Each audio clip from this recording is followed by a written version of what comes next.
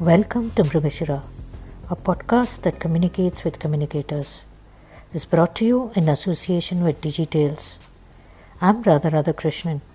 Let's begin. The book she co-authored, What's Your Story?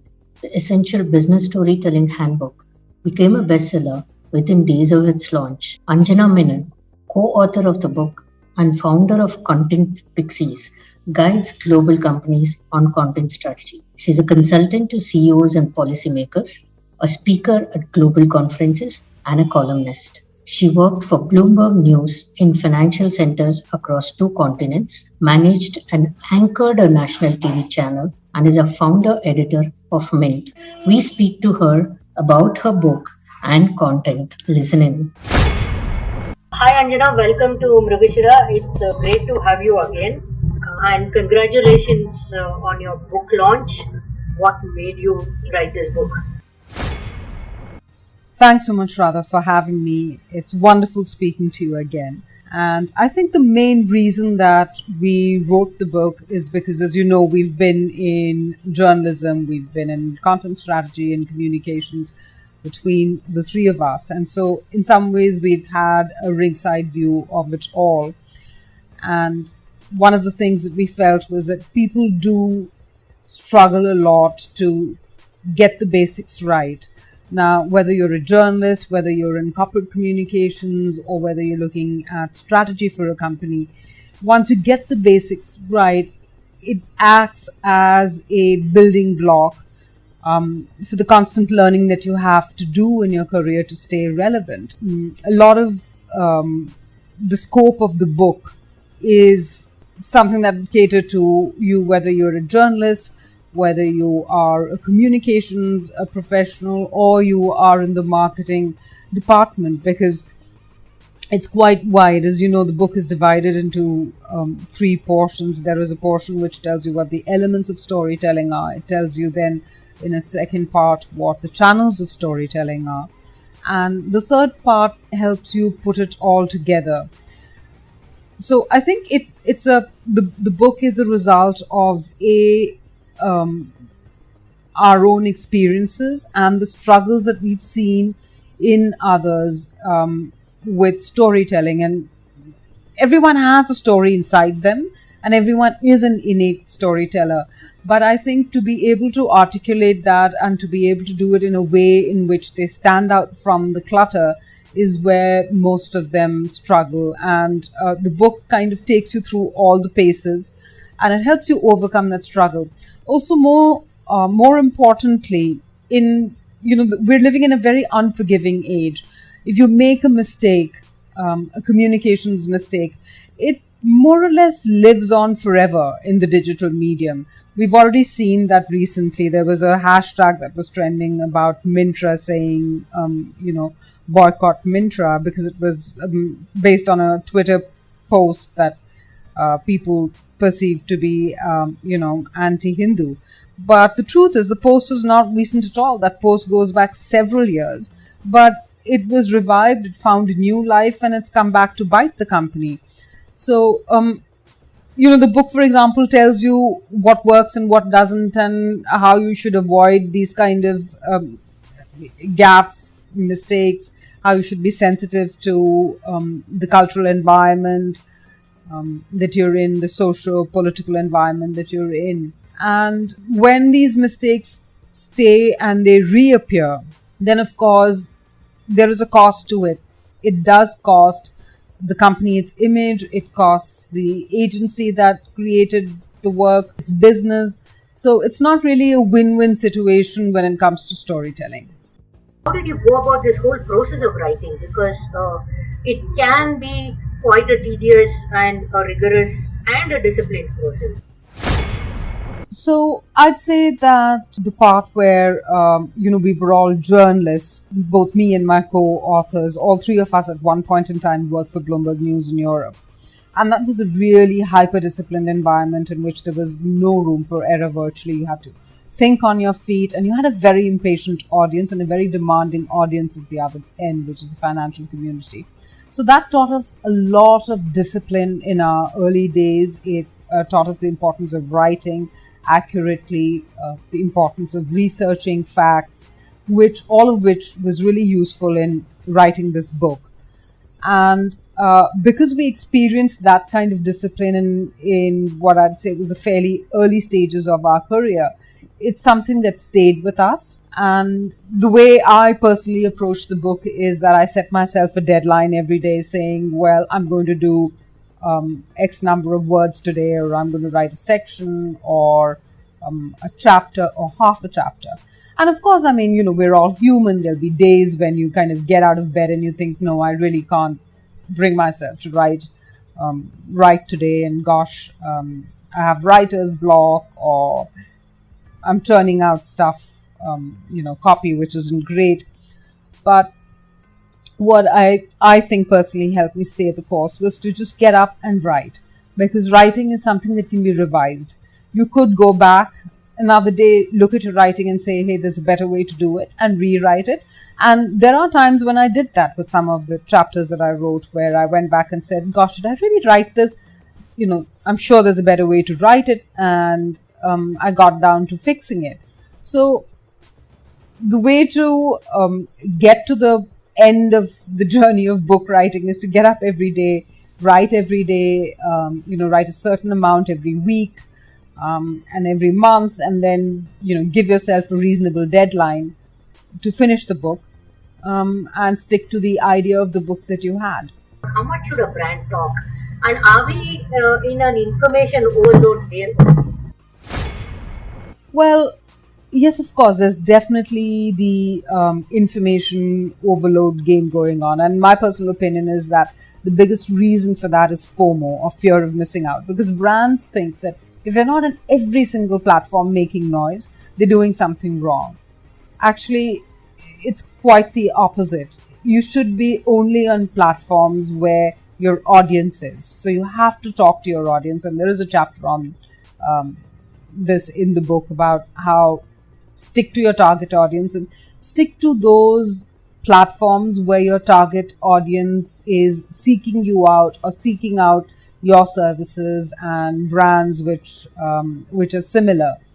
So just to give you an example, I do get clients often who will come and say, can you create a strategy for us to be on all platforms? And the short answer to that is no, because that's probably not the best strategy. So, for example, if you are, a maker of industrial goods, there's really a very, very slim chance that your audience is sitting on Instagram or Facebook, but your audience is likely sitting on LinkedIn. Your audience is probably there in attending special events, in newsletters, in trade journals and magazines. And that's really where you should be spending your marketing budget.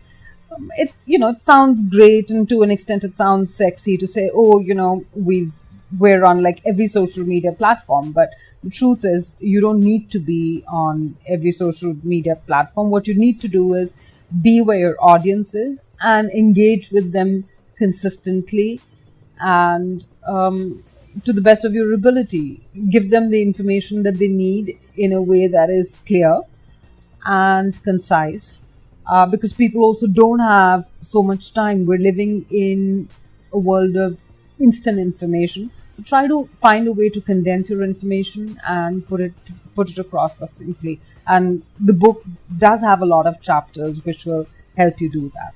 So it's in a case of herd mentality, right? Yeah, it's the same as the stock markets, right? When the market starts going up, everyone gets excited and they want to get in because they think, oh gosh, I'm going to miss out.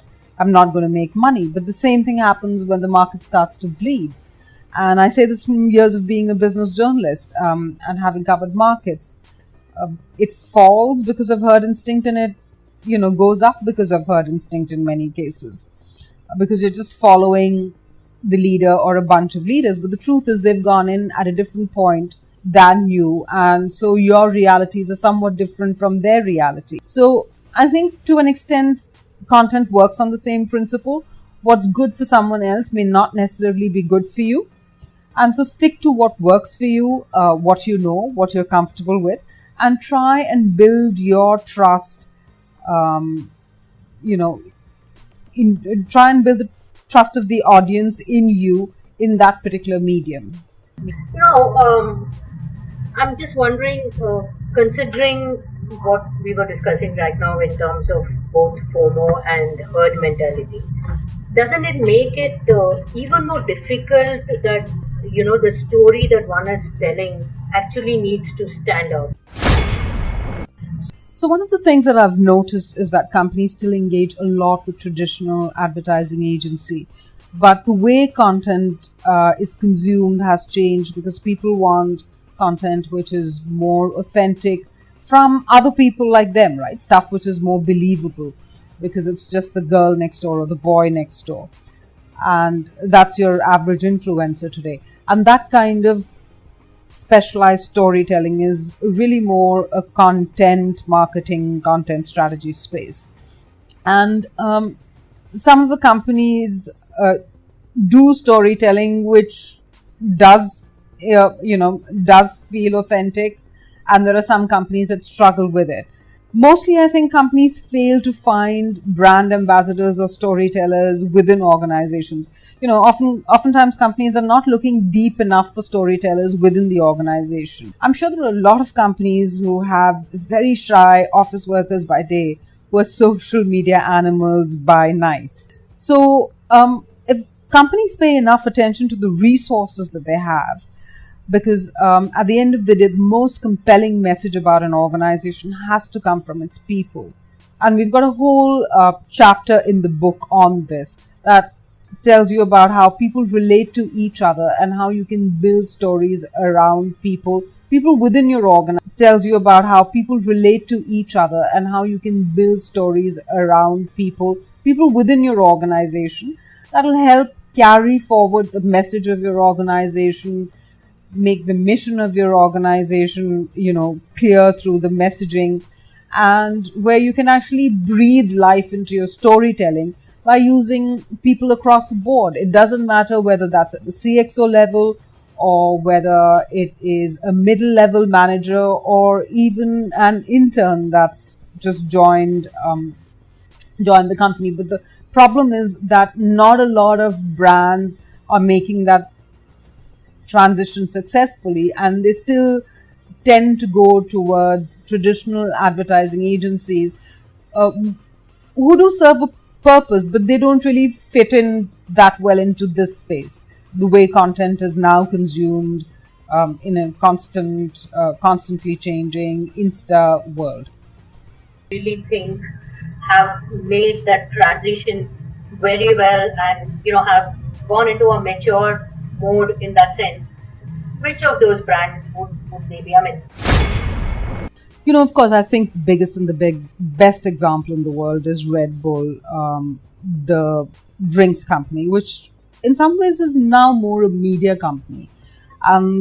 The whole thing that they did many years ago of putting a person, on a plane and dropping them from the stratosphere and filming it, that got them millions of views. And it had such an exponential effect on their branding and their presence that for me that's like the holy grail, the classic turning point where companies started thinking very differently about storytelling and relatable storytelling. So I would say that Red Bull probably pulls it off really well, and they were the first to start, and they've constantly been building on that start, and I would say they're head and shoulders above the rest. But there are a lot of other brands who are responsive, who sort of, tackle difficult situations with humor. One of the lovely examples that we have in the book is about KFC and how it countered all this negative perception that had built up because they weren't getting enough supplies of chicken. Now, at the end of the day, you are Kentucky Fried Chicken. Customers turn up to buy fried chicken and eat chicken at your outlets. And what happens when you sort of have a supply problem? So I think this was in the UK and Ireland, they plastered their buckets with FK. with FCK. And it kind of diffused the situation, and they got a lot of traction on social media. But if you were to look at brands in, say, India, one of my all-time favorites is Amul. It's a brand that we all grew up with, and it's a brand that has stood the test of time, when it comes to their messaging and their storytelling. And the Amul image is iconic. It's outlived all forms of communication that have, that's sort of come in and gone and been popular and not popular. Amul is really up there when it comes to brilliant messaging that cuts through the clutter and is memorable pretty much every single day.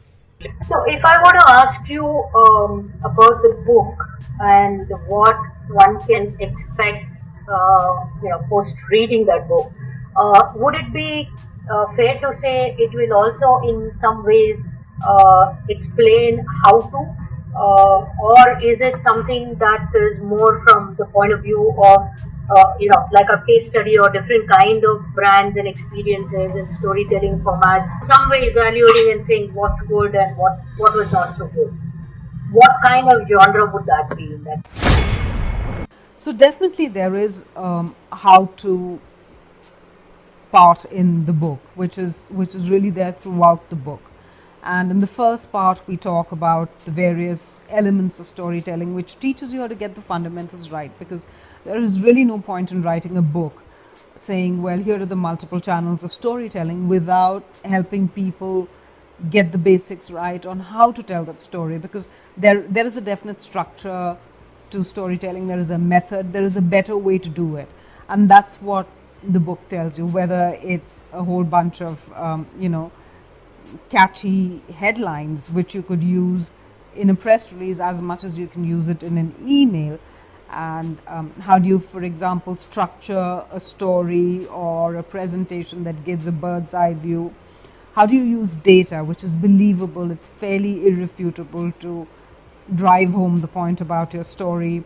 How do you make sure that you don't use so much of jargon that the message is completely lost, and that you start to actually believe that jargon is good and it improves your communication? It tells you why it actually fractures your communication and why you should get rid of it, and what's the better way to do it. Also, importantly, the book has exercises at the end of each chapter, so you could go in and choose the chapter that you want to understand, or an element or a channel that you want to understand better, and then you can have these exercises where you can figure out what you've really learned and what is the approach you should have.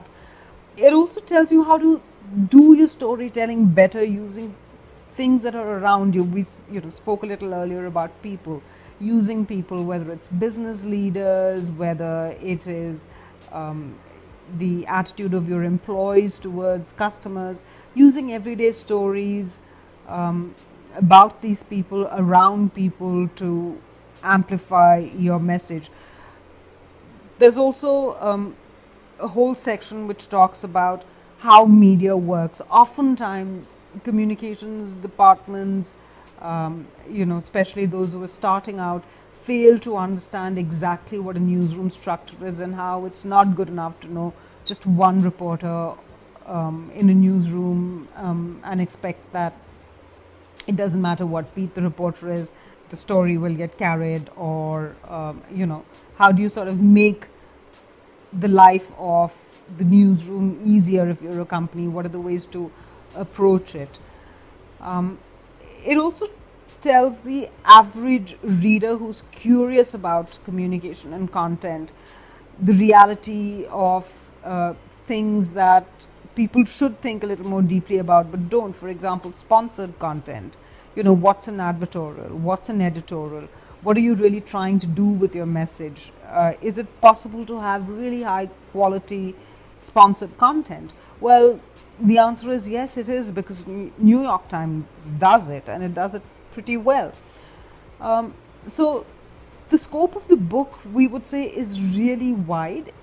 It's almost like, I would position this, of course, selfishly, because It is a book that we have written, but it is really a book that takes you through all aspects of storytelling, and it covers all the basics for you, whether it is the elements of storytelling, the channels of storytelling, and even the future of storytelling. What should you be prepared for? Where is storytelling shifting? Because storytelling is also shifting. So it is as much for someone who's in the early stages and the middle stages, as well as someone who is seasoned and senior and is worried about how they're going to protect storytelling in the future. And we've got some chapters on crisis communications, because every company at some point in its life will have to deal with a crisis. Absolutely, absolutely. And these days, I guess they have to deal more with crises and issues than ever before, because of social media, and also organizations wanting to go overboard and sort of do the kind of marketing that they do, right? So I guess that's a very important point. And you were also during this conversation, you were also sort of talking about two parts to the book, right? I mean, how to, and also in terms of what are some of the things that one can do, or one in terms of brands per se, and like a narrative or like a case study kind of a thing, right? Now, is there something, I mean, I'm just trying to understand is there something that is somewhere in between? Because usually books are either like a to-do kind of a thing, or it's a summation of one's experience around their work or their area of interest. So is it somewhere in between? How does one explain the book? So I don't think it's an in-between book, because it's got these three distinct portions, and the tools, techniques, how to deploy them, how to bring it all together, and so on. But it's really a very comprehensive book, and it's probably the only book of its kind out there right now. What we've also done is we've picked a lot of everyday examples and case studies in the book, right, which make it very easy for the reader to understand what companies and brands have done right and what they've done wrong, and how these mistakes can be avoided, or how the good lessons can be learned, and how they can apply those lessons to their own storytelling. So that could be something as simple as a cultural difference. There's an example that we use in the book, which is the Electrolux example, where Electrolux ran a campaign in the UK saying nothing sucks like Electrolux. Now, that's a great campaign in the UK, but try using that in the US and it would mean something completely different. People would run away from the brand, right? So we've used interesting examples that people can relate to, funny examples, examples which, we call the face palm examples as well. And one of the other points that I would like to make is that we have used a lot of women examples in the book. Women leaders, women who've built these great businesses and brands for themselves, because all three of us are obviously women writers, and what we've experienced is, as women leaders and executives, you do have to shout a little more to get heard. And so this was our way of saying, here's a shout out to all those women who've made it. And we've put a lot of thought into this and used a lot of women as examples to showcase this is how they have built brands and they've got their messaging right. Thanks a lot, Anjana. Thanks for your time. It was great chatting with you once again, and I do hope that we will have you on Mrigashira once again when you launch your second book. When that becomes a talking point for us, and of course by then this book would have become a bestseller, and we would probably be celebrating the first book's success and the second book's launch. And Radha, thank you so much for your time and for giving me an opportunity to talk about the book. It's been an absolute pleasure. Hope you enjoy listening to Mrigashira, a podcast for communication folks. Do share your suggestions and feedback on mrigashira@digitales.co.in. Have a great week ahead and do not forget to tune in next week. Adios.